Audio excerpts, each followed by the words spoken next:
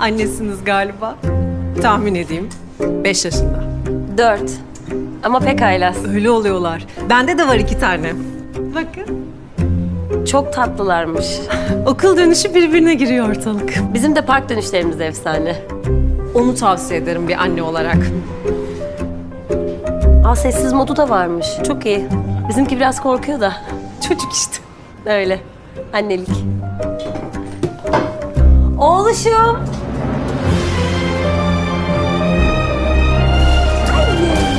Bir ömür kalbinde taşıdığında da anne olursun. Tüm annelerin anneler günü kutlu olsun.